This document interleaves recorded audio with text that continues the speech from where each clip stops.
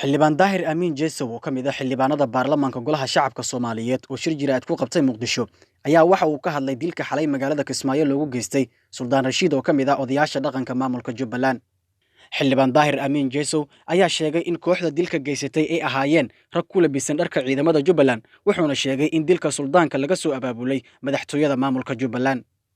annagoo dhan iyo dawladda federaalka ee sawir Allah ka siiyo suldaanka waxaa dilay askari ka tirsan ciidamada Jubbaland oo labisan qori AK wato.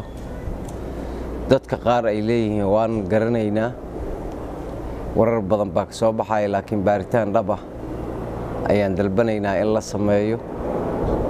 waqti maqrib ah asagoo salaada maqrib ku dukaday masaajid ku yaala xaafadda oo gurigiisa ka degan yahay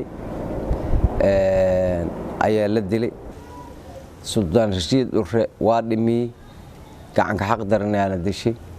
tuhun waxaan qabnaa in ninkii dilay maanta uu ku qadaynayo oo ku quraacanayo magaalada Kismaayo dhexdeeda. waa nasiib darro, waa uur ku taallo, waa waxaan lagu kala badbaadi karin, waa wax aan xaquuqda iisaanka iyo bilaadanimada iyo muxuu ahaa jiritaanka Jubbaland u daran. waxaan ka codsanaynaa in baaritaan dhab ah hay'adahaas aan sheegay, kuwa dawladda federaalka, beesha caalamka, qaasatan xeer ilaalinta Soomaaliya. Axmed ayaa dilay ninka la yiraahdo magaciisa. dhanka kale xildhibaan daahir amiin jeesow ayaa dawladda federaalka Soomaaliya ugu baaqay in suldaanka lagu dilay Kismaayo ay baaritaan ku sameeyaan, isagoona sheegay in Suldaan Rashiid dhowr jeer maamulka Jubbaland ay ka soo masaafuriyeen magaalada Kismaayo.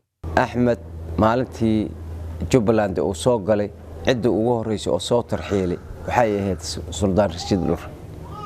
3 sano ayuu reerkiisa ka maqnaa oo xamar uu nala joogo asagoo exile oo la soo masaafuriyay. Axmed oo meel fagaara oo ka qodbeynay wuxuu ku yiri waxa aan dagaashanayo odayaasha dhaqanka waxa ka jira Rashiid meel fagaara oo marqaati leh oo maanta odayaashii dhaqanka ay wada joogaan oo ay qaar intii nool dad waa dhinteen oo Rashiid dad salaadiinaha ka horeeyay oo la dilay. laakiin inta nool maanta marqaati iyo furaysa inuu hadalkaas yiri. Kismaayo doonay ku jirtaa dad badan oo wax gal aan innocent igo ayaa la dili doonaa.